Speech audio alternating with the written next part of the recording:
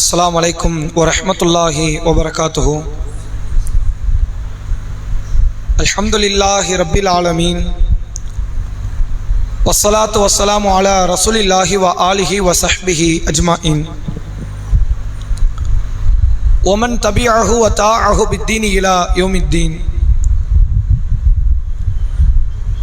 फ़क़ाल अल्लाहु तआला फ़िल क़ुरआनिर रज़ीम वल फ़ुरक़ानिल मजीद अम हसिबतुम अन तदखुलुल जन्ना वलम्मा यअलमिल्लाहु அல்லதீன ஜாஹது மின்கும் வ யஅலமஸ் ஸாபிர்। கண்ணியத்திற்குரிய எல்லாம் வல்ல அல்லாஹ்வின் நல்லடியார்களே, அல்லாஹ்வுடைய பேரருளால் வாரந்தோறும் வெள்ளிக்கிழமை மக்ரிப் தொழுகையை தொடர்ந்து நடைபெறக்கூடிய மார்க்க சொற்பொழிவு நிகழ்ச்சியில்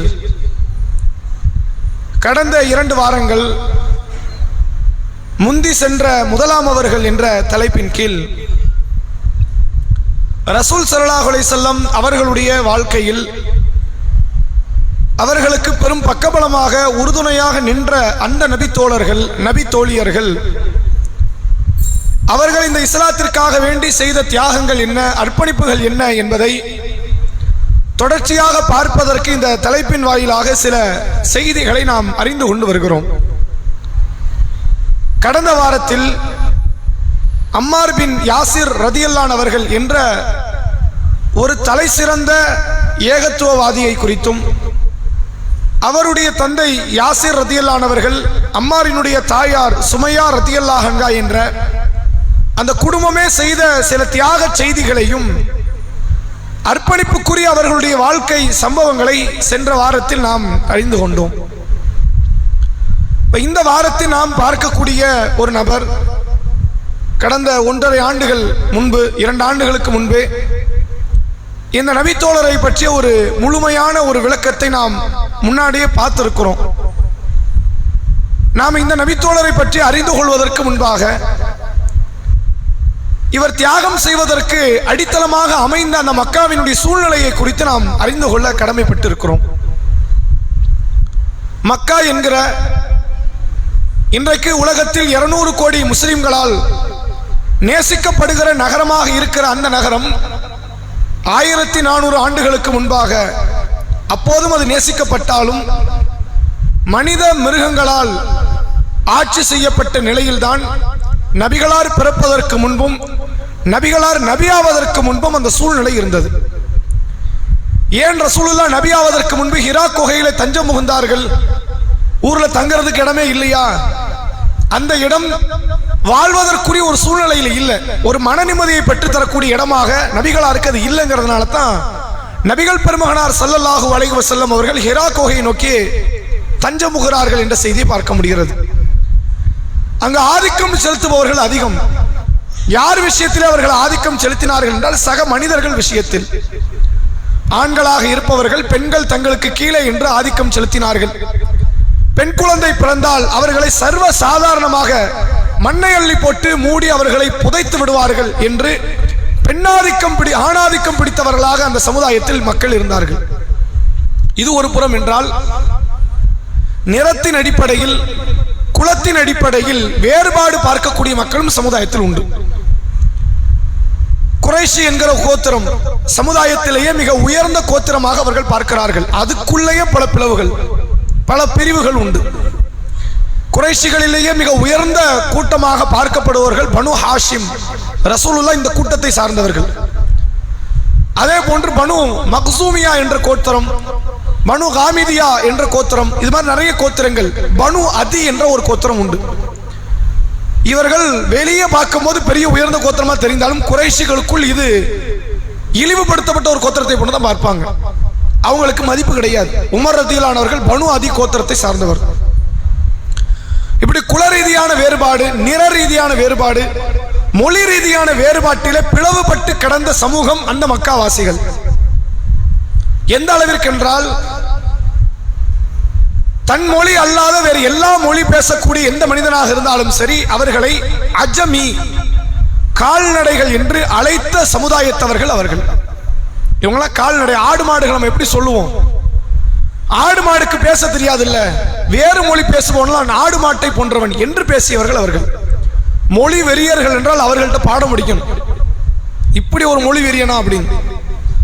மொழியின் மீது வெறி கொண்டவர்கள், தன் இனத்தின் மீது வெறி கொண்டவர்கள், தன் நிறத்தின் மீது வெறி கொண்டவர்கள், தன்னை தவிர்த்து மற்றவர்கள் மீதெல்லாம் கடுமையான ஆதிக்கம் செலுத்தினார்கள். மக்களை பெரும் துன்பத்திலே அவர்கள் ஆட்படுத்தினார்கள். அந்த காலத்தில் ஒரு கருப்பராக இருந்து இஸ்லாத்தை கடைபிடிப்பது என்பது லேசப்பட்ட காரியம் கிடையாது. ஒரு கீழ் ஜாதியாக இருந்து இஸ்லாத்தை தன் வாழ்வியலாக மாற்றி அமைப்பது என்பது சாதாரண ஒரு நிகழ்வு இல்லை. அந்த கூட்டத்தில் அடிமையாக இருந்து கருப்பராக வாழ்ந்து இஸ்லாத்தையும் கடைபிடித்து அந்த மக்களால் பல துன்புறுத்தல்களுக்கு ஆளாக்கப்பட்டு தியாகத்தினுடைய முக்கியத்துவமாக திகழ்ந்தவர் தான் பிலால் இப்னு ரபாஹ் ரதியல்லாஹு அவர்கள் என்ற ஒரு தலை சிறந்த ஒரு தியாகி என்றால் அது இவரை நாம் சொல்லலாம். ரசூலுல்லாஹ்வுடைய தோழர்கள் ஒவ்வொருவருடைய வாழ்க்கையும் ஒரு பயணத்தை நமக்கு சொல்லித்தரும். ஒரு தோழியருடைய வாழ்க்கை நமக்கு வேறு ஒரு பயணத்தை சொல்லித்தரும். பிலாலினுடைய வாழ்க்கை நமக்கு சகிப்புத்தன்மை என்றால் அது பிலால் தான் என்று சொல்லுகிற அளவிற்கு ஆகப்பெரும் பொறுமைசாலியாக சகித்து கடந்து செல்லக்கூடிய நபராக வாழ்ந்தவர் பிலால் இப்னு ரபாஹ் ரதியல்லாஹு அவர்கள். அபிசீனியா என்று அழைக்கப்படக்கூடிய தேசத்தை சார்ந்தவர். இவருடைய தந்தை ரபாஹ், தாயார் ஹம்மாத் என்று அழைக்கப்படக்கூடிய இருவருமே அபிசீனிய அடிமைகள், கருப்பர்கள். அந்த அபிசீனிய அடிமைகளுக்கு மகனாக பிறந்தவர் தான் இந்த பிலால். இவர் அபிசீனியாவில் இருந்து மக்காவுக்கு வியாபாரம் பேசப்பட்டு விற்கப்பட்டார். இவரெல்லாம் விலை கொடுத்து வாங்கப்பட்ட பொருளாதாரத்தெல்லாம் கேட்ட நமக்கெல்லாம் ரொம்ப ஆச்சரியமா இருக்கும். சில அற்ப பேரிச்ச மலத்திற்கு பிலாலை வித்திருக்கிறாங்க. ஒரு மனித உயிருக்கு கொடுக்கிற மதிப்பு என்ன? அன்றைய கால மக்கள் அற்ப பேரிச்சம்பழம், ஒரு 1/4 கிலோ, 1/2 கிலோ, 2 கிலோ, 3 கிலோ பேரிச்சம்பழத்தை கொடுத்தா பிலாலை வாங்கிடலாம். அப்படித்தான் பிலாலினுடைய மதிப்பு இருந்தது. அன்றைக்கு அவர்கள் கருப்பர்களுக்கு கொடுத்த மதிப்பு எப்படி தெரியுமா? ஒரு ஒட்டகத்துக்கு கொடுக்கிற மதிப்பை கூட கருப்பு தோல் உடையவர்களுக்கு கொடுக்க மாட்டாங்க. வேற்று மொழிக்காரர்கள், வேறு தோல் உடையவர்கள், வேறு தேசத்தை சார்ந்தவர்கள், இவர்களை வேறுபடுத்தி இவர்கள் அந்நியர்கள் என்று மட்டும் பார்க்காமல் இவர்கள் மனிதர்களே இல்லை என்று பார்த்தவர்கள் அவர்கள். காட்டு மிராண்டித்தனத்தில் அந்த அடிமை மக்கள் மீது மிக பெரும் அதிகார துஷ்பிரயோகத்தை பயன்படுத்தியவர்கள் இந்த மக்காவால் மக்கள். அந்த சமுதாயத்திற்குள்ளே வாழ்ந்து வந்த அடிமையாக இருந்த இந்த பிலால் உமையா என்று அழைக்கப்படுகிற மக்காவினுடைய முக்கிய பணக்காரர், முக்கிய ஸ்தராக இருந்த ஒருவருக்கு அடிமையாக இவர் சேவகம் செய்கிறார். இந்த உமையாவெல்லாம் ரசூலுல்லாஹ் மார்க்கத்தை சொல்லும் போது எதிர்த்த முக்கியமான தலைகளில் இவரும் ஒருவர். அபூ ஜஹல், அபூ லஹப், உத்பா, ஷைபா, இந்த உமையா, அதே போன்று வலீது என்று சில முக்கியமான தலைவர்களில் இந்த உமையாவும் ஒருவராக இருந்து இஸ்லாத்திற்கு பெரும் அச்சுறுத்தலாக, இஸ்லாமியர்களுக்கு ஒரு மிக பெரும் இடையூறாக மார்க்க பிரச்சாரத்தை தடுப்பதில் முக்கிய பங்கு வகித்தவர் இந்த உமையா. இவருடைய அடிமை இந்த பிலால் இப்னு ரபாஹ் ஆரம்ப கட்ட காலத்திலேயே நபிகள் பெருமகனார் ஸல்லல்லாஹு அலைஹி வஸல்லம் அவர்களுடைய மார்க்கத்தை ஏற்றவர்களில் முக்கியமான ஒருவர். பெண்களில் முதலில் ஏற்றவர் ஹதீஜா பின்த் குவைலித் ரதியல்லாஹு அன்ஹா. ஆண்களில் சுதந்திரமானவர்களில் முதலில் ஏற்றவர் அபூபக்கர் சித்திக் ரதியல்லாஹு அன்ஹு அவர்கள். சிறுவர்களில் முதலில் ஏற்றவர் அலி இப்னு அபி தாலிப் ரதியல்லாஹு அன்ஹு அவர்கள்.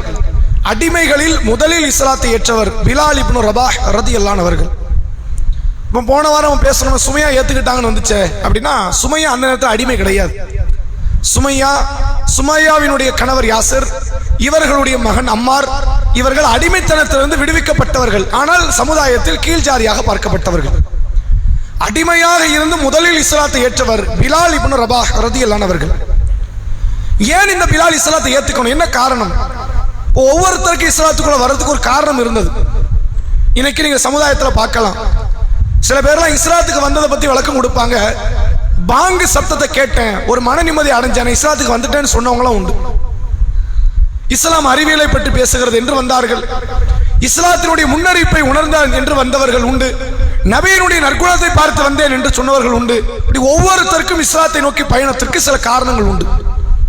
நம்மகிட்டே கேட்டா இஸ்லாம் எல்லாமே அல்லாஹ்வுடைய வார்த்தை என்றாலும் நம்மளுடைய உள்ளத்தை தொட்ட ஒரு வார்த்தை ஏதாவது இருக்கும். இந்த வார்த்தை உண்மையில மறக்கவே முடியாது, அப்படி ஒரு அற்புதமான வார்த்தை என்று இஸ்லாத்தை நம்ம ஒவ்வொருத்தரும் ஒரு கருத்தை சொல்லுவோம். பெண்களை கேட்டால் பெண்களை கொல்லக்கூடாதுன்னு சொன்ன கருத்து இருக்குது. அதெல்லாம் ஒவ்வொருத்தவங்களுக்கு அது மனதை தொட்ட வார்த்தைகளாக, வரிகளாக, வசனங்களாக இருக்கும். அப்படி பிலாலை இந்த இஸ்லாத்தை நோக்கி கவர்ந்து இழுப்பதற்கு அடிப்படையாக இருந்தது இங்கு ஏற்றத்தாழ்வுகள் கிடையாது என்ற வார்த்தை. அல்லாஹ் திருமறை குர்ஆனில் அஹ்காஃப் என்று அழைக்கப்படுகிற அத்தியாயத்திலே அல்லாஹ் சொல்கிறான், யா அய்யுஹல்லதீன ஆமனூ யா அய்யுஹன்னாஸ், மனிதர்களே, இன்னா ஹலக்னாக்கும் மின் தக்கரி வ உன்ஸா, உங்களை ஒரு ஆண் ஒரு பெண்ணிலிருந்து தான் நாம் படைத்தோம். உங்களுக்கு மத்தியில் கிளைகளை, கோத்திரங்களை நாம் பிளவுபடுத்தி வேறுபடுத்தி வைத்தது என்ன காரணம்? நான் உயர்ந்தவன், நீ தாழ்ந்தவன் என்று சொல்வதற்கு அல்ல. வேறுபாடு என்பது உங்களை அடையாளம் கண்டு கொள்வதற்கு. இந்த வேறுபாடு இருந்தால் அடையாளம் தெரியும். எல்லாருக்கும் ஒரே மாதிரியான முகம், எல்லாருக்கும் ஒரே தோல், எல்லாரும் ஒரே மொழி, எல்லாரினுடைய உருவ அமைப்பும் ஒரே மாதிரி இருந்தா யார் இங்க அப்துல்லா, யார் அப்துல் ரஹ்மான், யார் அப்துல் காதர் தெரியாது. யார் ஃபாத்திமா, யார் ஆயிஷா, யார் ஹதீஜா தெரியாது. அப்ப அதை வேறுபடுத்தி காட்ட வேண்டும். உங்களை பல தேசங்களாக, பல மொழிகளாக, பல நிறங்களாக, ஒவ்வொருத்தருடைய முக அமைப்பு வேறு, உடல் அமைப்பு வேறு, ஒருத்தர் குண்டு, ஒருத்தர் ஒல்லி, ஒருத்தர் நெட்டை, ஒருத்தர் குள்ளம் என்று அமைத்தது எதற்கு? உங்களை வேறுபடுத்தியது உங்களை அடையாளம் கண்டு கொள்வதற்கு தானே தவிர உயர்ந்தவர் தாழ்ந்தவர் கற்பிப்பதற்கு அல்ல. இன்ன அக்கிரமக்கும் இந்தல்லாஹி அத்துகாக்கும், உங்களில் சிறந்தவர் அல்லாஹ்வை பயப்படக்கூடிய பயபக்தி கொண்டவர் தான் என்று திருமறை குர்ஆனில் இப்படி ஒரு வசனத்தை பேசி ஒட்டுமொத்த தீண்டாமைக்கும் எதிரான ஒரு தத்துவத்தை அல்லாஹ் திருக்குர்ஆனில் நிலைநாட்டுகிறான். நபிகள் பெருமகனாரும் சொல்லி இருக்கிறார்கள். இறுதியாக ஹஜ்ஜத்துல் விதாவில ஒரு வார்த்தை பேசினார்கள் ரசூலுல்லாஹ், அலா இன்ன ஆபாவுக்கும் வாஹிதுன், மக்களே நீங்கள் ஒன்றை கவனத்தில் கொள்ளுங்கள், உங்களுடைய தந்தை ஒருவர். இன்ன இலாஹுக்கும் வாஹிதுன், உங்களுடைய கடவுளும் ஒருவன் தான். உங்க வாப்பாவும் ஒருத்தர், உங்களுடைய இறைவனும் ஒருவன். நீங்கள் சொல்லிக்கொள்ள முடியாது, நாங்கள் எல்லாம் வெள்ளைத்தோல் உள்ளவர்கள், நாங்களாம் வெள்ளத்தோல் இல்ல வாப்பாட்ட வந்தோம், நீங்களாம் கருப்பு தோல் உள்ளவர்கள், நீங்க கருப்பு தோலில் உள்ள வாப்பாவிலிருந்து வந்தீர்கள் என்று பேச முடியாது. முழு மனித குலத்தையுமே ஒரு தந்தை ஒரு தாயிலிருந்து தான் நான் கொண்டு வந்தேன். நீ ஒருத்தனை இழிவாக நினைத்தால், ஒரு தலித்தை, ஒரு பிற்படுத்தப்பட்ட சமுதாயத்தவர்களை, ஒரு மலைவாழ் மக்களை, ஒரு அருந்ததி இனத்தவர்களை, ஒரு கீழ் ஜாதியாக நீ யாரையாவது பார்த்தால், நீ உன் தந்தையை கீழ் ஜாதியாக பார்ப்பதை போன்று உன் தந்தையை பார்த்தேன்னா நீயும் அந்த கீழ் ஜாதியில் ஒருவன் தான். ஒருவனை நீ தலித்துனா நீயும் தலித்து தான். ஒருவனை நீ பிராமணன் என்றால் நீயும் பிராமணன் தான். ஒருவனை நீ குறைஷி என்றால் நீயும் குறைஷி தான். ஒருவனை உயர்ந்தவன் என்றால் நீ உயர்ந்தவன், ஒருவனை தாழ்ந்தவன் என்றால் நீயும் தாழ்ந்தவன். இந்த தத்துவத்தை சொல்லி நபி அவர்கள் சொன்னார்கள், லா ஃபத்ல லி அரபி அலா அஜமி வலா ஃபத்ல லி அஜமி அலா அரபி வலா அஹ்மர அலா அஸ்வத வலா அஸ்வத அலா அஹ்மர இல்லா பி தக்வா. எந்த ஒரு அரபி பேசக்கூடியவனும் அரபி பேசாத வேற்றுமொழிக்காரனை விட சிறந்தவன் கிடையாது. எந்த ஒரு வேற்றுமொழி பேசக்கூடியவனும் அரபு மொழி பேசுபவனை விட சிறந்தவன் கிடையாது. எந்த ஒரு வெள்ளைத்தோல் உடையவனும் கருப்பு தோல் உடையவனை விட சிறந்தவன் கிடையாது. எந்த ஒரு கருப்பு தோல் உடையவனும் வெள்ளைத்தோல் உடையவனை விட சிறந்தவன் கிடையாது. இல்லா பி தக்வா, இறை அச்சத்தை வைத்துத்தான் உங்களுக்கு மத்தியில் ஏற்றத்தாழ்வு கற்பிக்கப்படும். அல்லாஹ் ஏற்றத்தாழ்வு உண்டுங்கிறான். ஆனா எப்படி ஏற்றத்தாழ்வு? உங்கள் நற்குணத்தை வைத்து, உங்கள் பண்பாட்டை வைத்து, உங்கள் செயல்பாட்டை வைத்து, உங்கள் உள்ளத்தில் வருகிற எண்ணத்தை வைத்து, உங்கள் இறையச்சத்தை வைத்து உங்களுக்கு மத்தியில் ஏற்றத்தாழ்வு உண்டு. நல்ல பண்புகள் உள்ளவர்கள் அல்லாஹ்விடத்தில் உயர்ந்தவர்கள், கெட்ட பண்பு உள்ளவர்கள் அல்லாஹ்விடத்தில் தாழ்ந்தவர்கள், இழிவானவர்கள் என்று மார்க்கம் சொல்கிறது. இந்த தத்துவம் இருக்கிற உலகத்துக்கே இது ஒரு புது தத்துவம். இதெல்லாம் யாரும் இப்படி பேச முடியாது. அதை மார்க்க கருத்தாக கடவுளே இப்படி சொல்கிறான் என்று முதலில் இந்த உலகத்திற்கு எடுத்துரைத்தவர் நபி முஹம்மது ஸல்லல்லாஹு அலைஹி வஸல்லம் என்ற இந்த தூதர் தான்.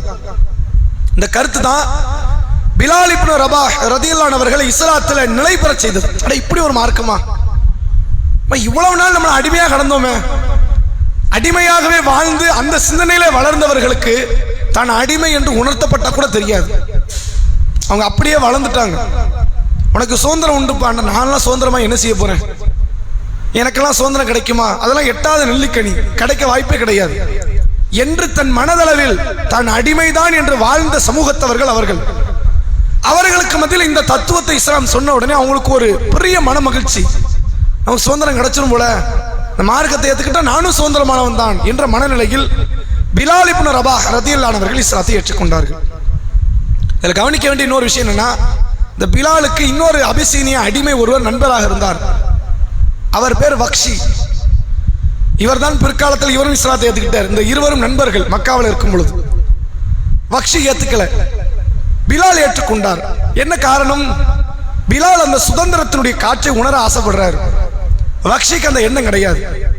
நமக்கு சுதந்திரம்லாம் இருக்கட்டும்பா, நம்ம பாட்டுக்கு நம்ம வேலை உண்டு இருக்கிறோமா, அடிமையா இருக்கிறோம், ஏதோ போடுற சாப்பாடை சாப்பிட்டுட்டு இருக்கிறோம், அது போதும். அந்த மனநிலையில் அவர் இருந்தார். பிலால் சுதந்திரத்தை அடைய வேண்டும் என்று ஆசைப்பட்டார். ரகசியமாக சென்று இஸ்லாத்தை ஏற்றுக்கொண்டார். இப்ப இஸ்லாம் எல்லாம் வெளியே மக்கள் எல்லாம் ஏற்றுக்கொள்கிறார்கள் என்றவுடன் அதற்கு எதிர்ப்பை தெரிவிக்க மக்கா காஃபிர்கள் துடிக்கிறார்கள்.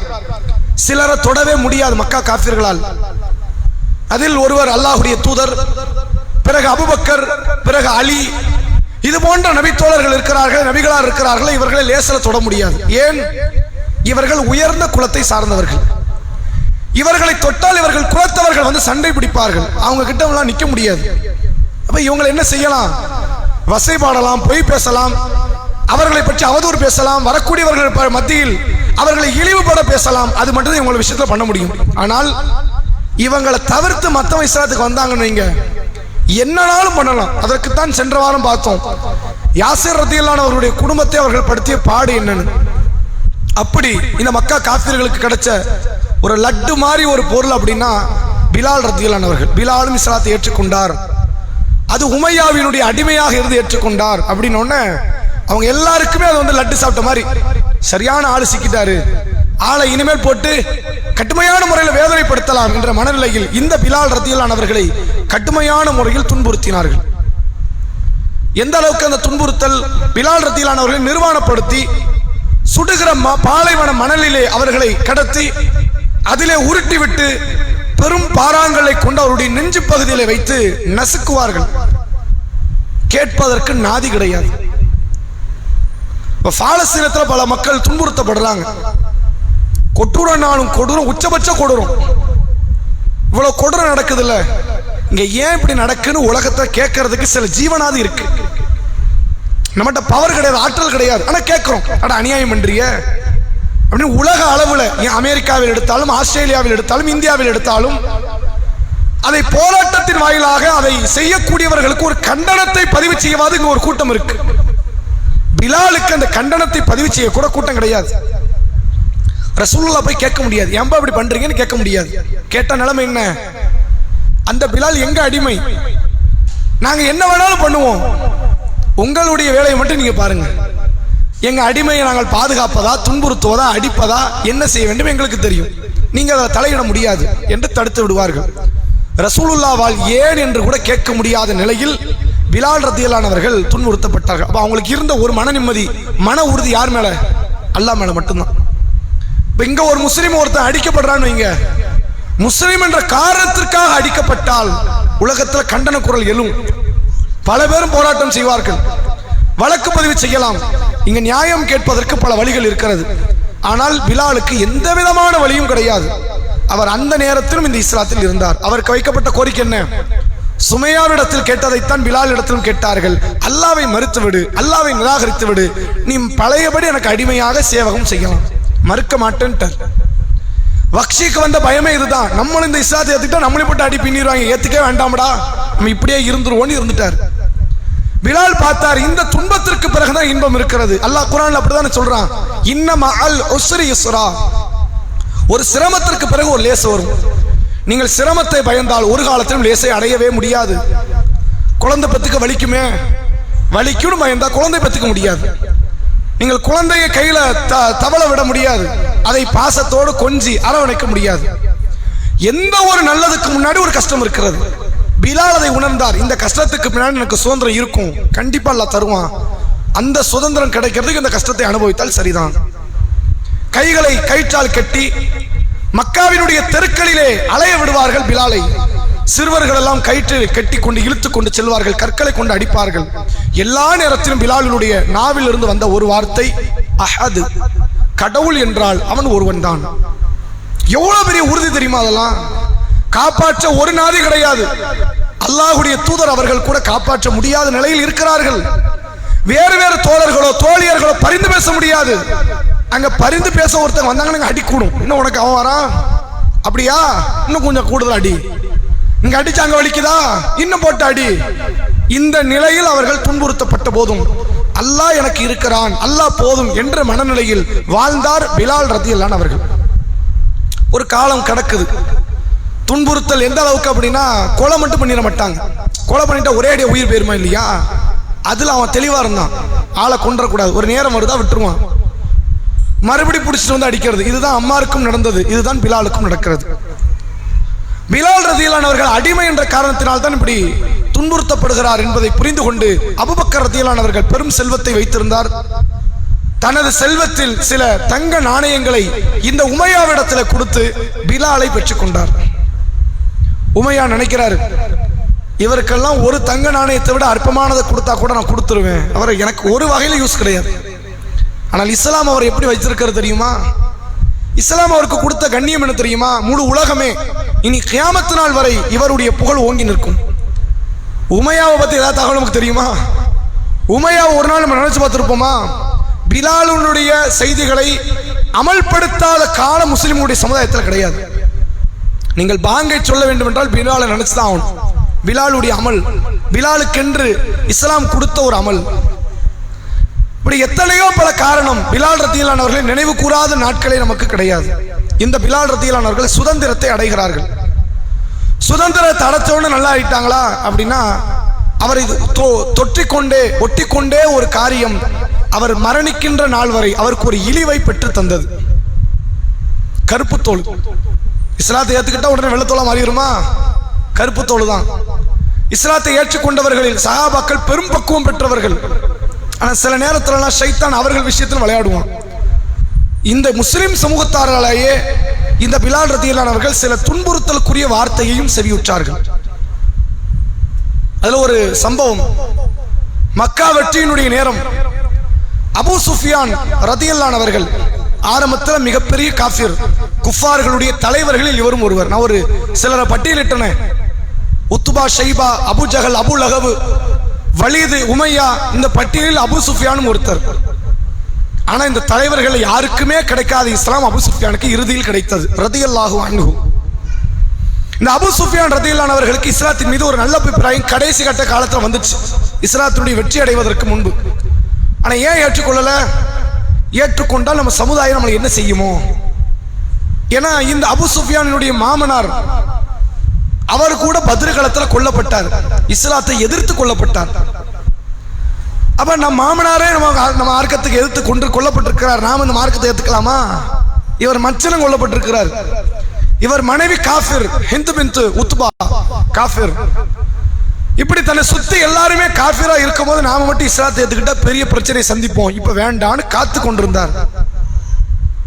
மக்கா வெற்றி நேரம் வருது. தெளிவா தெரிஞ்சு போச்சு மக்கா காஃபிர்களுக்கு, இனிமேல் ஒண்ணுமே பண்ண முடியாது. முஹம்மது ஸல்லல்லாஹு அலைஹி வஸல்லம் உடைய கை ஓங்கி விட்டது. இனிமேல் நம்ம அடங்கி போனா மட்டும்தான் நபி இடத்துல நம்ம தப்பிக்கலாம். நாம இனிமேலும் சண்டை போடணும், ஆயுதத்தை தூக்கினா பலி நமக்கு மட்டும்தான், இழப்பு நமக்கு மட்டும்தான் உணர்ந்த மக்கள். அதுல அபூ சுஃபியான் முன்பாகவே வந்து இஸ்லாத்தை ஏத்துக்கிறார். ரசூலுல்லாஹ் மக்கா வெற்றிக்கு வர்றாங்கிற தகவலை கேட்டுட்டு மக்காக்குள்ள வரதுக்கு முன்னாடி அவர் போயிட்டார் இஸ்லாத்தை ஏற்றுக்கொள்ள. அந்த நேரத்தில் பிலால் இப்னு ரபாஹ் என்ற இந்த நபித்தோழரும் சுஹைப், சல்மான் பின் ஃபாரிஸ் ரலியல்லாஹு அன்ஹும், இந்த மூன்று நபித்தோழர்கள் நிற்கிறாங்க. இந்த மூணு பேருமே ஆரம்பத்தில் இஸ்லாத்தை ஏற்றுக்கிட்டவங்க. அபூ சுஃபியானை பத்தி அணுவா தெரிஞ்சு வச்சுக்கிட்டவங்க இவங்க. அப்படி என்ன தெரிஞ்சு வச்சுக்கிட்டாங்க? எல்லா காஃபிர் தலைவர்கள் செய்த அத்தனை அட்டூழியத்தையும் இந்த அபூ சுஃபியானும் செய்திருக்கிறார். மக்கால படுத்தின பாடுக்கெல்லாம் இவருக்கு பங்கு இருக்குது. 13 வருஷம் என்ன பாடுபடுத்தினாரு? கடைசியாக சஹாபாக்கள் எல்லாம் ஹிஜ்ரத் செய்து சென்றார்கள். ஒரு கூட்டம் ஜாஃபர் ரலியல்லாஹு அன்ஹு தலைமையில் அபிசீனியாவுக்கு போனாங்க. அந்த அபிசீனியாவில் கூட இந்த அபூ சுஃபியான் தொந்தரவு செய்தார். அம்ர் இப்னு ஆஸை அனுப்பி வைத்தார். போய் அவங்களை அள்ளி போட்டு கொண்டு வாங்கன்னு சொல்லி அனுப்புறாரு. எங்க போனாலும் நிம்மதியா இந்த மனுஷன் உடலையே. சரி, ரசூலுல்லாஹ்வும் அபூபக்கர் ரலியல்லாஹு அன்ஹு அவர்களும் மதீனாவை நோக்கி ஹிஜ்ரத் செய்யும் பொழுது ரசூலுல்லாஹ்வுடைய தலைக்கு விலை நிர்ணயம் செய்தவர் இந்த அபூ சுஃபியான். முஹம்மதையும் அபூபக்கரையும் உயிரோடு பிணமாக கொண்டு வந்தால் 100 ஒட்டகம் பரிசளிக்கப்படும் என்று சொன்னவர். பத்ருகளம் இவருடைய சில காரணத்தால் தான் நடந்தது. உஹது களத்திற்கும் ஹந்த களத்திற்கும் இவர் தான் தலைமை தாங்கினார். உஹது களத்தில் இவர் தலைமை தாங்கி 70 நபித்தோழர்கள் கொல்லப்பட்டார்கள். எவ்வளவு அட்டூழியம் பாருங்க, அவ்வளவு காரியம் நடந்திருக்கு. ஆனால் இஸ்லாம் நமக்கு என்ன தெரியுமா சொல்கிறது? ஒருவருடைய பாஸ்ட், பழைய வாழ்க்கை, அதை கண்டுகொள்ளாத இஸ்லாத்தை ஏற்றுக்கொண்டால் அவருடைய எல்லா பாவம் மன்னிக்கப்படுது. மன்னிக்க நான் இருக்கும்போது நீ என்ன விமர்சனம் பண்றேங்கிறது இஸ்லாம். உனக்கு அது பேச அருகதை இருக்குதா? நீ பேசாத. அவர் இஸ்லாத்தை ஏற்றுக்கிட்டார், நான் உள்ளத்தை புரட்டிட்டேன், மார்க்கம் சொல்லுது. இந்த அபு சுஃபியானை பார்த்து இந்த பிலால் ரதியல்லானவர்கள், சுஹைப் ரதியல்லானவர்கள், சல்மான் பின் ஃபாரிஸ் ரதியல்லானவர்கள் அபு சுஃபியானை பார்த்து ஒரு வார்த்தையை சொல்கிறார்கள். அல்லாஹ்வுடைய போர் வாள்கள் சில எதிரிகளை, அவருடைய கழுத்துகளை பதம் பார்க்காமல் விட்டுவிட்டது. யாரை யாரையெல்லாமோ கொன்னுட்டோம், யார் யாரையெல்லாமோ இந்த அல்லாஹ்வுடைய போர்வாள்கள் பதம் பார்த்தது, இந்த அபு சுஃபியான் தப்பித்து விட்டாரே என்று 3 நபித்தோழர்களும் பேசுகிறார்கள். இப்ப அபு சுஃபியான் வாயை திறக்க முடியாது. ஏன்? அவர் கட்டுப்பட்டுல வராரு, வேற வழி இல்லை, இஸ்லாத்தை ஏத்துக்கணும், இல்ல நம்ம கொன்னாலும் கொன்றுவாங்கன்னு சொல்லிட்டு தான் வராரு. அதனால அபு சுஃபியான் வாயை திறக்கல. பக்கத்தில் அபூபக்கர் ரதியல்லானவங்க நின்று கொண்டு சொல்கிறார்கள், பிலால் ரதியல்லானவர்களை பார்த்தும் மற்ற 2 தோழர்களை பார்த்தும், நீங்கள் யாரை எதிர்த்து பேசுகிறீர்கள்? அந்த அபு சுஃபியான் யார்? சாதாரண ஒரு ஆளா? மக்காவினுடைய குறைஷி குல தலைவர்களில் அவர் ஒருவர். எப்படி நீங்க எதிர்த்து பேசலாம் அப்படின்னு அந்த 3 நபித்தோழர்களை கடிந்து கொள்ளக்கூடிய விதத்தில், கண்டனம் தெரிவிக்கும் விதத்தில் அபூபக்கர் ஒரு கருத்தை பேசுகிறார். இங்கதான் பிரச்சனை. ரசூலுல்லாஹ்ட்ட நடந்த தகவல் அபூபக்கரே போய் சொல்றாங்க, அல்லாஹ்வுடைய தூதரே இப்படி அபு சுஃபியான் இஸ்லாத்தை ஏற்றுக்கொள்ள வந்தார்.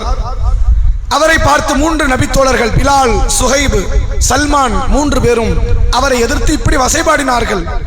நான் அவர்களுக்கு இப்படி ஒரு பதில் கொடுத்தேன். அப்ப ரசூலுல்லாஹ் சொன்னாங்க, அக்லப்தஹும் யா அபூபக்கர், அபூபக்கரே நீங்கள் அந்த 3 நபித்தோழரை கோபப்படுத்தி விட்டீர்களா? அபூபக்கர் என்ன நினைச்சிட்டு வராங்க? நம்ம பண்ண சரிதான் நினைச்சிட்டு வராங்க. ரசூலுல்லாஹ் கேட்கிறாங்க, நீங்கள் பிலாலை, சுஹைபை, சல்மானை நீங்கள் கோபப்படுத்தி விட்டீர்களா? இன் அகலப்தஹும் ஃபகத் அகலப்த ரப்பக்க, அபூபக்கரை நீங்கள் அவர்களை கோபப்படுத்தி இருந்தால் நீங்கள் அல்லாஹ்வை கோபப்படுத்தி விட்டீர்கள். நீங்க யாரை கோபப்படுத்திட்டீங்க? படைச்சவனுடைய கோபத்துக்கு ஆளாயிட்டீங்க. ஏன்னா இந்த 3 பேரும் சுய விருப்பத்தை பேசினாங்களா? நியாயமான கருத்தை சொன்னாங்க. இவரால் தான் இவ்வளவு பெரிய சீரழிவு. ஆனால் அல்லாஹ்வுடைய நாட்டம், அவர் தப்பித்து விட்டார். அல்லாஹ்வுடைய போர்வாளில் இருந்து அவர் தப்பித்துக் கொண்டார். உண்மையை தானே சொன்னாரு. நீங்க என்ன பேசி இருக்கலாம்? இப்ப இஸ்லாத்தை ஏத்து வந்துட்டாரு, இப்ப நம்ம அமைதியா போயிருவோம், இது பிரச்சனை இல்லை. அவர் குறைஷி குல தலைவர், அப்ப இவங்க யாரு? அப்ப அவரை விட இவங்க மட்டமானவர்களா? உங்கள் எண்ணம் அப்படி கிடையாது, உங்க வார்த்தை அப்படிதான் இருக்கு. ரசூலுல்லாஹ் அதை கண்டிக்கிறாங்க. நீங்கள் அவர்களை கோபப்படுத்தி இருந்தால், மன வருத்தத்திற்கு நீங்கள் ஆளாக்கி இருந்தால், நீங்கள் அல்லாஹ்வை கோபப்படுத்தி விட்டீர்கள். அபூபக்கர் ரதியல்லாஹு துடிச்சு போறாங்க. உடனே போய் அந்த 3 நபித்தோழர்கிட்ட கேட்டாங்க, சகோதரர்களை உங்களை நான் ஏதாவது கோபப்படுத்திட்டேன்னா மன்னிச்சிருங்க. அவர்கள் சொன்னார்கள், யக்ஃபிரல்லாஹு லக்க, அல்லாஹ் உங்களை மன்னிப்பான். அங்க அப்படிலாம் ஒன்றும் நினைக்கல, நீங்க தப்பா நினைச்சுக்க வேண்டாம் அப்படின்னு போயிட்டாங்க. பிலாலை அற்பமானவராக யாரு கூட பார்த்தா? அந்த நேரத்தில் எண்ணம் அப்படித்தான் வந்தது. அபூபக்கர் ரதியல்லாஹு அவர்கள் பார்க்கக்கூடிய வகையில் அவரை தொடர்ந்து கொண்டே இருந்தது இந்த சோதனை. ஒரு நேரம் கடக்கிறது. ஒரு முறை இந்த பிலால் ரதியல்லாஹு அவர்களை அபுதர் அல் கிஃபாரி ரதியல்லாஹு அவர்கள், இவரை பற்றி நம்ம பின்னாடி பார்க்க இருக்கிறோம். இந்த அபுதர் ஒரு முறை பிலாலை பார்த்து சொல்கிறார், இப்ன சௌதா, கருப்பியின் மகனே அப்படிங்கிறார். இவர் கருப்பினத்தை சார்ந்தவர் என்றால் இவருடைய தாய்மை தானே. அவர் எப்படி பலிக்கிறார்? இப்ன சௌதா, கருப்பியின் மகனே அப்படிங்கிறார். இது ஒரு வேதனை தருமை இல்லையா? மக்கள் எல்லாம் துன்புறுத்துறத கருப்பை வச்சுதான். மறுபடியும் ஒரு கருப்பியின் மகனேனா தாயின் சேத்துல திட்டுறாரு, மனவேதனைக்கு ஆளாகிறார். பிலாலை தொடர்ந்து கொண்டே இருக்கிறது. அவர் அன்றைக்கு இஸ்லாத்தை ஏற்றுக்கொண்டார் என்றாலும் இந்த கருப்பு அவருக்கு பல சோதனைகளை கொடுத்து கொண்டே இருக்கு. இஸ்லாத்துக்குள்ள அவர் எவ்வளவோ தியாகம் செய்தார். ஆரம்பத்தில் இஸ்லாத்தை ஏற்றார். உமர் ரலியல்லாஹு அவர்களுக்கு முன்பு இஸ்லாத்தை ஏற்றார். ஆனால் அவர் சோதிக்கப்படுகிறார். ஹிஜ்ரத் செய்தார், ஜிஹாது செய்தார், அமல் செய்தார், எவ்வளவோ தியாகம் செய்தார். ஆனாலும் அவரை துன்புறுத்தி கொண்டேதான் சில நிகழ்வுகள் நடந்து கொண்டிருக்கிறது. ரசூலுல்லாஹ் அபூதர் அழைச்சு கேட்டாங்க, அபூதரே நீங்க இப்படி ஒரு வார்த்தை பேசுறீங்களா? இம்ரவுன் மினல் ஜாஹிலியா, நீங்கள் யார்? அறியாமை கால சமுதாயத்தை சார்ந்த மனிதராகத்தான் நான் உங்களை பார்க்கிறேன். இதெல்லாம் நல்ல பழக்கம். இது என்ன வார்த்தை? இது அது என்ன? கருப்பையின் மகனேன்னு என்ன அர்த்தம்? எதை கொண்டு இந்த சமுதாயம் இவ்வளவு நாள் பிலாலை மட்டப்படுத்தியதோ அதைத்தான் சொல்லி நீங்க கூப்பிடுறீங்க. இது ஒரு நல்ல பழக்கமா? நீங்கள் அறியாமை கால பழக்கத்தில் இருக்கிறீர்கள் அபுதரே என்று சொன்னார்கள். அபூதர் ரதியல்லாஹு அவர்கள் அதற்கு பிறகு பிலாலை பார்க்கிற நேரமெல்லாம் செய்வார்களாம், கீழே படுத்துக்கொண்டு தன் முகத்தை அவர் பக்கம் காட்டி, என் முகத்தை மிதித்து விட்டு செல்லுங்கள் பிலாலை என்று சொல்லுவார் இந்த அபூதர். தொடர்ச்சியாக துன்புறுத்தல், தொடர்ச்சியாக வேதனை அவரை தொடர்ந்து கொண்டே இருக்கிறது. இது ஒரு பக்கம். அமல்களை எடுத்துக்கொண்டால் பிலால் ரதியல்லாஹு அவர்கள் நன்றி உணர்வோடு நடப்பதில் அவரை மிஞ்ச இன்னொரு நபர் வர வேண்டும் என்ற அளவிற்கு ஒரு தலை சிறந்த வணக்கசாலி பிலால் ரதியல்லாஹு அவர்கள். பிலால் ரதியல்லாஹு அவர்களுடைய வணக்கத்தை பார்க்கறதுக்கு முன்னாடி நபியோடு இருந்த அந்த ஒற்றுமையும் தோழமையும் நீங்கள் பாருங்கள். அபூபக்கர் அவர்கள் ரசூலுல்லாஹ்வோடு இருந்த தோழமையை விட பிலால் ரதியல்லாஹு அவர்கள் நபிகளாரோடு இருந்த தோழமை அதிகம்.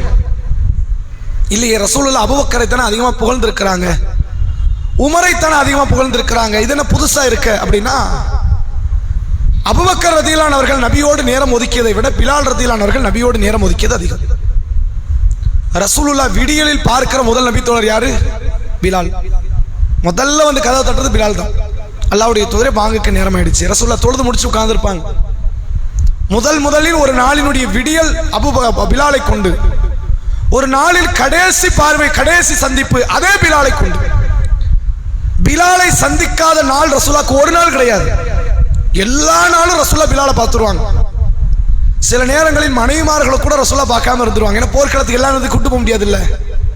ஆனால் பிலாலை சந்திக்காத நாள் கிடையாது. பிலால் ரதியல்லாஹு அவர்களுடைய பாங்கை கேட்காத நாள் நபிக்கு கிடையாது.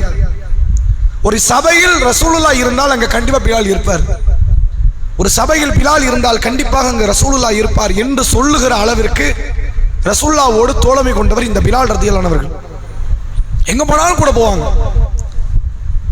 ஒரு முறை ரசூலுல்லாஹ் பெருநாள் தொழுகை, ஜாபிர் ரதியல்லாஹு அன்ஹு இந்த செய்தியை அறிவிக்கிறாங்க.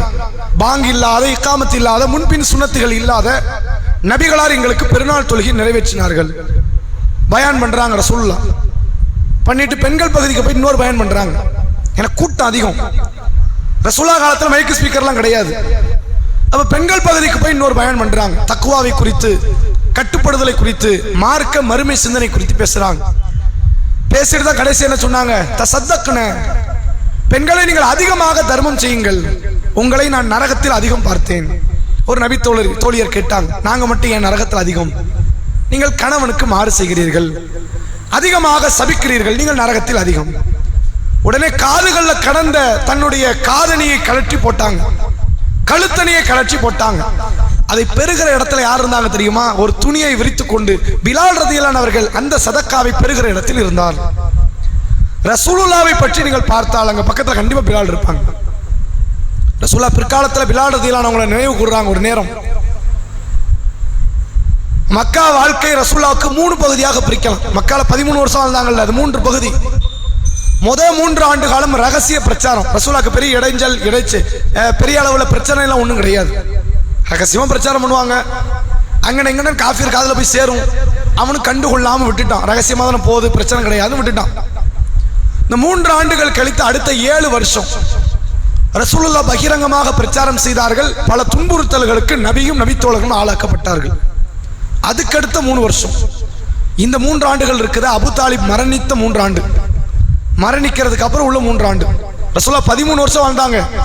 முதல் 3 ஆண்டு காலம் ரகசிய பிரச்சாரம், அடுத்த 7 ஆண்டு கால பகிரங்க பிரச்சாரம், அடுத்த 3 ஆண்டு காலம் மக்காவுக்கு வெளியே நபியையும் நபித்தோழர்களையும் அவர்கள் நாடு கடத்தி விட்டார்கள்.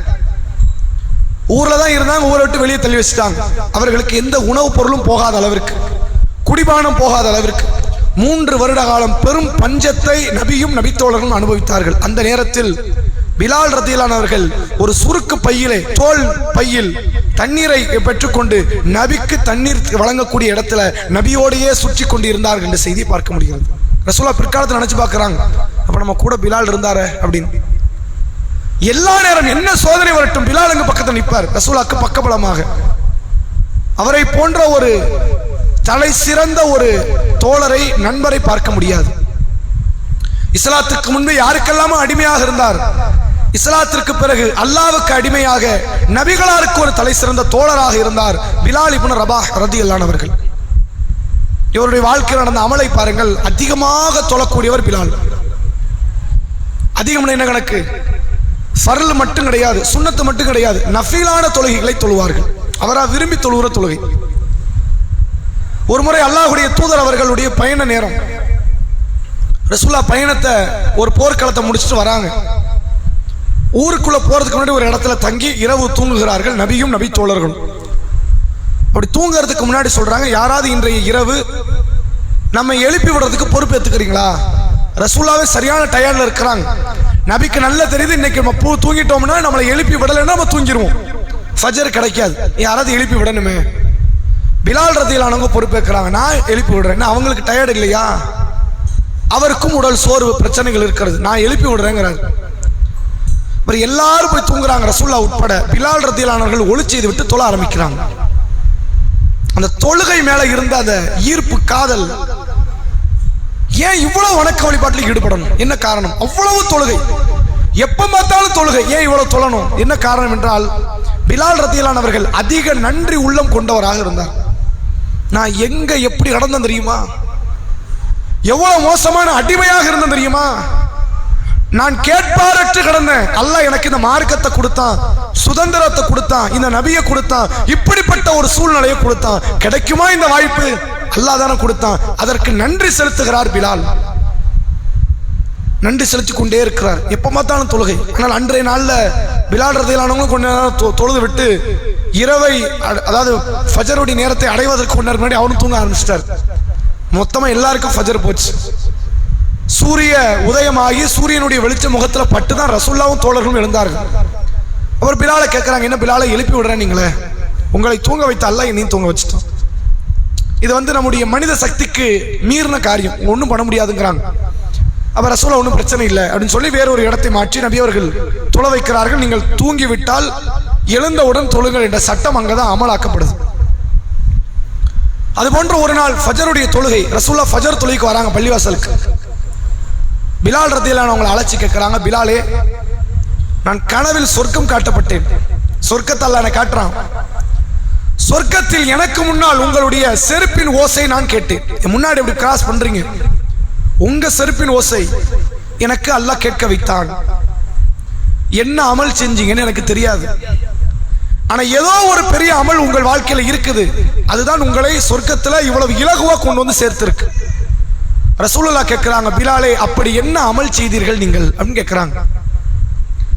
பிலால் இப்னு ரபாஹ் ரலியல்லாஹு அவர்கள் சொன்னார்கள், அல்லாஹ்வுடைய தூதரே, நான் இஸ்லாத்தை ஏற்ற நாளில் இருந்து நான் எப்பொழுது ஒளி செய்தாலும், காலையில் செய்தாலும் சரி, மாலையில் செய்தாலும் சரி, இரவில் செய்தாலும் சரி, ஒளி செய்து விட்டால் நான் உடனே அதற்கு பகரமாக ஒரு 2 ரக்காயத்தை தொழுவேன்.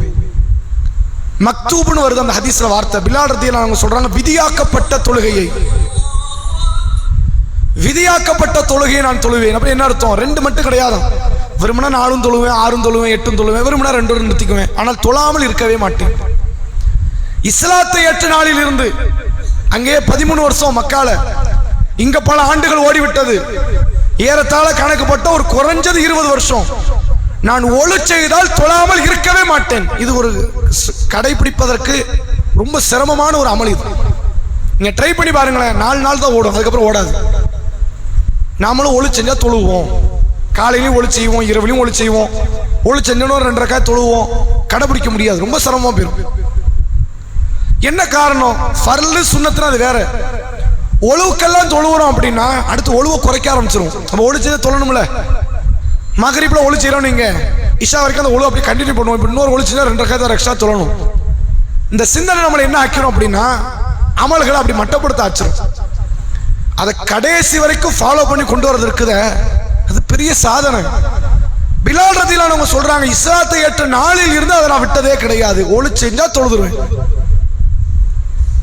எவ்வளவு பெரிய நன்றி உணர்வோடு செயல்பட்டார் பாருங்க. அத்தனைக்கு ரசூலுல்லாஹ் தான் முன்மாதிரி. நபி அவர்கள் ஒரு நாள் கால்கள் வீங்க தொழுகிறார்கள், இரவு தொழுகை, அழுகிறார்கள். அல்லாஹ்வுடைய தூதர் அவர்கள் தொழுகையிலே கண்ணீர் வடியுது, தாடி நனையுது. தொழுது முடிச்சவன ரசூல்லாவை பார்த்து பிலால் ரதியல்லாஹு அவங்க பார்த்ததை கேட்கிறார்கள், அல்லாஹ்வுடைய தூதரே, அல்லாஹ் தான் உங்களுடைய முன்பின் பாவத்தை மன்னிச்சிட்டானே, இவ்வளவு சிரமம் எடுத்து நீங்க தொழணுமா? ரசூலுல்லாஹ் சொன்னாங்க, அஃபலா அகுனு அப்தன் ஷக்கூரா, நான் என் இறைவனுக்கு நன்றி உள்ள அடியானாக இருக்க வேண்டாமான்னு கேட்டாங்க. அவ்வளவு பெரிய ஒரு தாக்கத்தை ரசூலுல்லாஹ்வுடைய நாவுகளில் இருந்து பெற்ற பிலால் ரதியல்லாஹு அவர்கள் கடைசி கட்ட காலம் வரை அதிகமாக அவருக்கு பிடித்த ஒரு அமல்னா தொழுகை. மற்ற அமலில் ஆர்வம் செலுத்திய பிலால் ரதியல்லாஹு அவர்கள் தொழுகையில் அதீத ஆர்வத்தை காட்டினார்கள், நன்றி உணர்வோடு நடந்தார்கள். அடிமைத்தனத்தில் இருந்து அல்லாஹ் நம்மை வெளியேற்றினான் என்ற அந்த காரியத்தில் பிலாலுடைய அமல் ஒரு பக்கம், அவர் தாங்கிக் கொண்ட சோதனைகள் என்பது மறுபக்கம், மக்காவில் வாழும் பொழுது காபிர்களால் துன்புறுத்தப்பட்ட காரியம் என்பது ஒரு பக்கம். அல்லாஹ் திருமறை குர்ஆன்ல ஒரு வார்த்தையை சொல்றான், சூரா ஆல் இம்ரான் என்ற 3வது அத்தியாயம், அம் ஹசிபுத்தும் அன் ததுகுலுல் ஜன்னா, சொர்க்கத்தில் மிக விரைவாக இலகுவாக சென்று விடலாம் என்று நீங்கள் எண்ணுகிறீர்களா?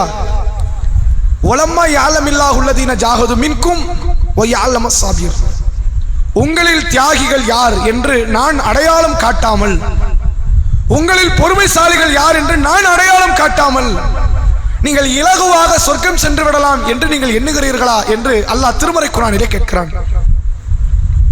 மற்றொரு இடத்துல அல்லாஹ் பேசுறான், அஹஸிபன்னாஸு அய்யுத்ரகு அய்யகூலு ஆமன்னா, தாங்கள் நம்பிக்கை கொண்டோம் என்று சொன்ன காரணத்தினால் மனிதன் சோதிக்கப்படாமல் விட்டுவிடப்படுவானா? நான் ஈமான் கொண்டுட்டேன் அப்படி சொன்ன விட்டுருவானா?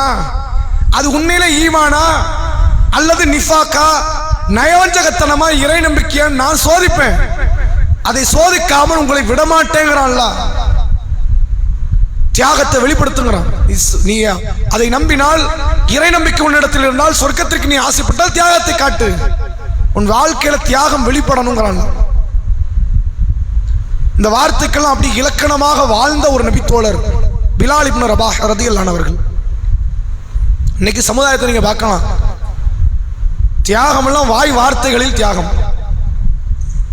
ஒரு மணப்பெண் இருக்கிறார், திருமணம் முடித்தால் தௌஹீதின் அடிப்படையில் இஸ்லாம் சொல்லுகிற மார்க்கப்பட்டுள்ள ஒரு மாப்பிள்ளையை தான் தேட வேண்டும் என்று ஆரம்பத்தில் பருவயது அடைஞ்சலிருந்து ஒரு எண்ணம் இருக்கும். கொஞ்சம் காலம் போகும், அப்படி ஒரு மாப்பிள்ளை கிடைக்கலன்னு நீங்களேன், கொள்கை விட்டு கொள்கை மாறிடுவாங்க.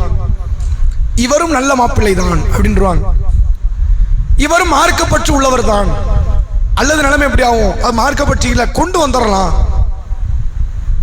இதான் மாப்பிள்ளையினுடைய நிலைமை இப்படிதான் இருக்கும். அதுல ஒரு பொறுமையோடு தியாக மனப்பான்மையோடு கொஞ்சம் காலம் பொறுத்திருந்து மார்க்கப்பற்றுள்ள பெண்ணை ஆணை திருமணம் செய்யணுங்கிற சிந்தனை அவர்களுக்கு வராது. ஒரு வியாபாரத்தில் நஷ்டம் ஏற்படும், உடனே போய் வட்டி கடைக்காரன் போய் நிக்கிறது, அது அப்படியே பைசல் பண்ணிடணும், வட்டியாவது வாங்கிடணும்.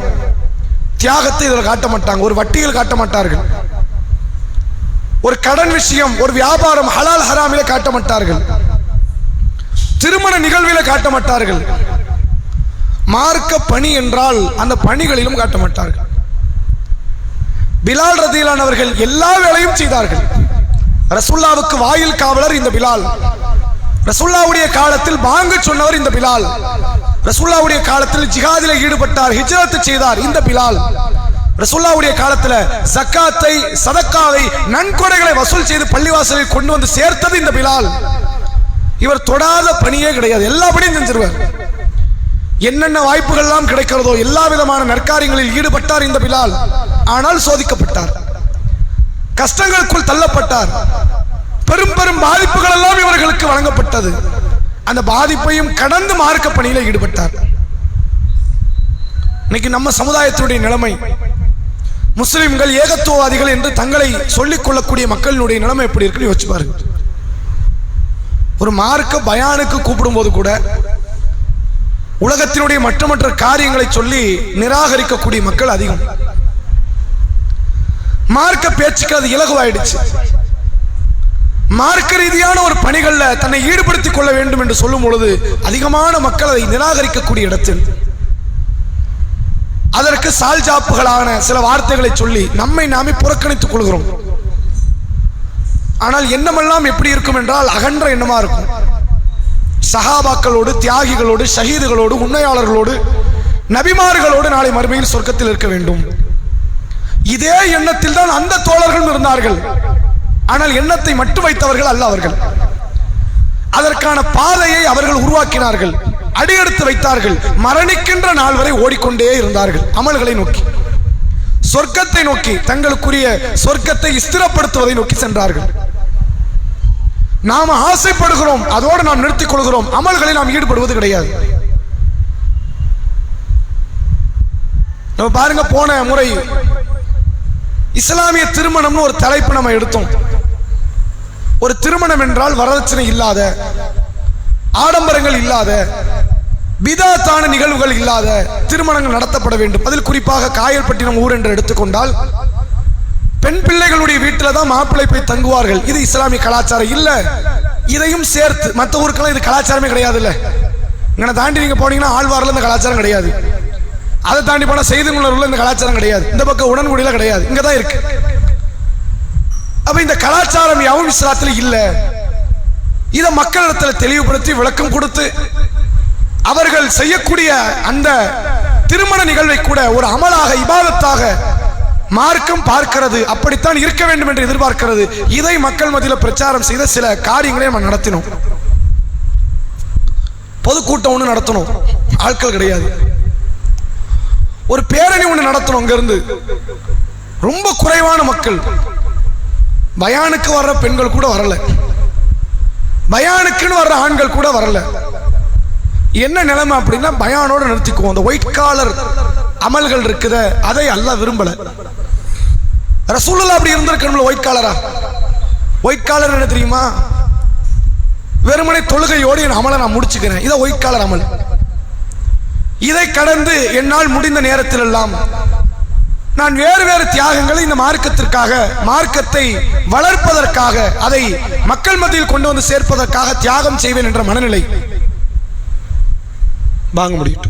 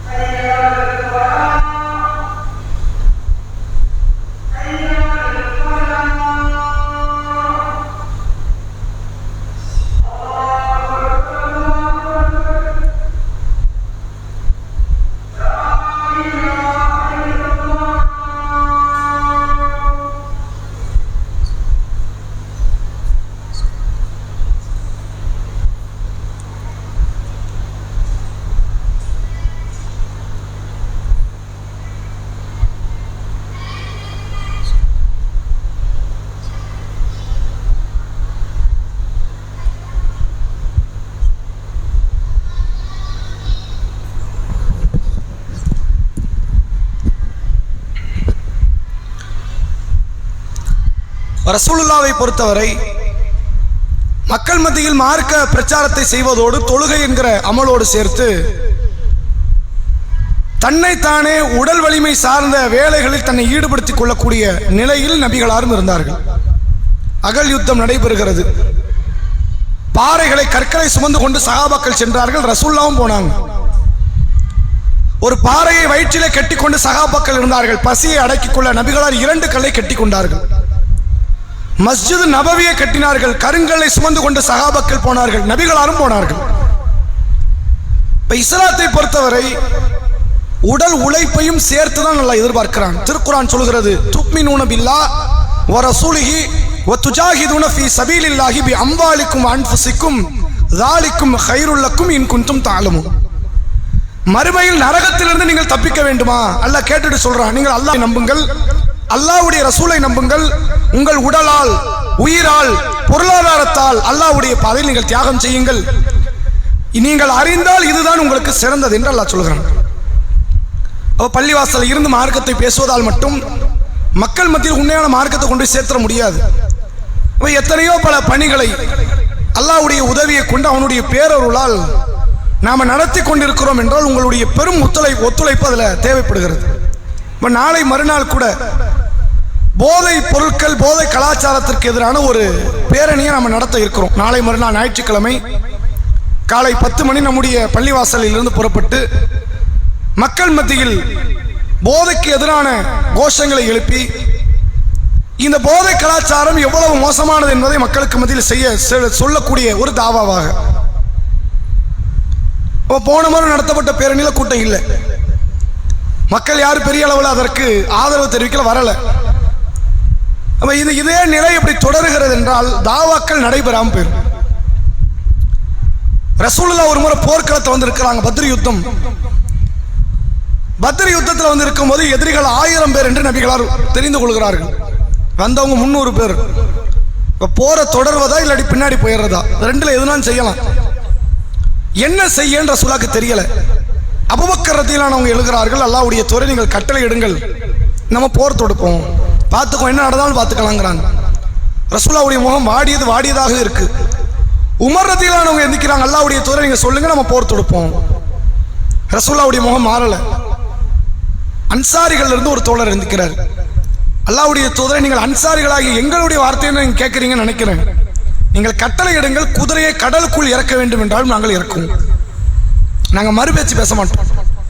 ஏன்னா அந்த 300 சொச்ச பேர்ல அதிகமான பேர் அன்சாரிகள், சொற்பமான பேர் தான் முஹாஜிர்கள். இங்க பிரச்சனையும் முஹாஜிர்ல வச்சுதான். மக்கா காஃபிர்கள் வரான அன்சாரியா இஸ்லாத்தை எடுத்துக்கிட்டானா அடிக்க வரான்.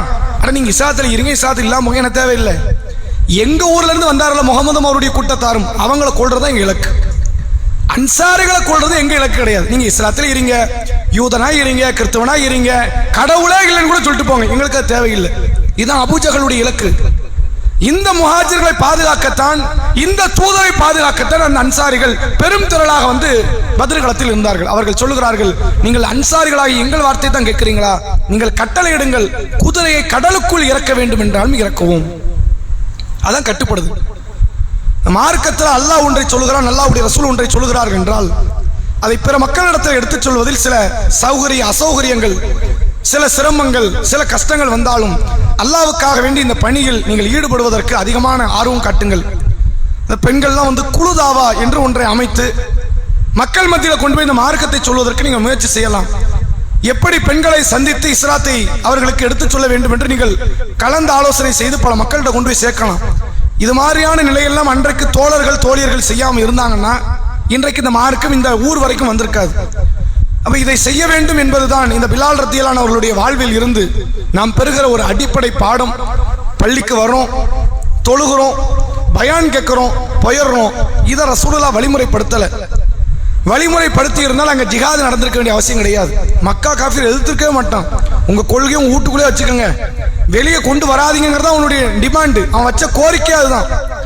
ஆனால் அதற்கு மாற்றமாக நடந்தது. வெளி உலகத்திற்கும் இந்த இஸ்லாம் வந்தனால தான் அவர்கள் எதிர்க்கப்பட்டார்கள். நாம மக்கா காஃபிர் என்ன எதிர்பார்த்தானோ அதை நாம பண்ணிக்கிட்டு இருக்கிறோம்.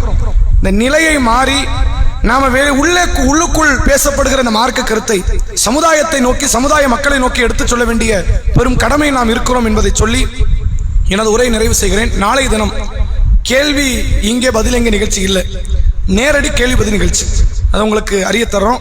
நாளை தினத்துல சந்தேகங்களை நீங்க கேட்டு உங்களுக்கு பதிலளிக்கக்கூடிய நிகழ்ச்சி. சுபஹானக்கல்லாஹும்ம வ பிஹம்திக அஷ்ஹது அல்லா இலாஹ இல்லா அன்த அஸ்தக்ஃபிருக வ அத்தூபு இலைக்.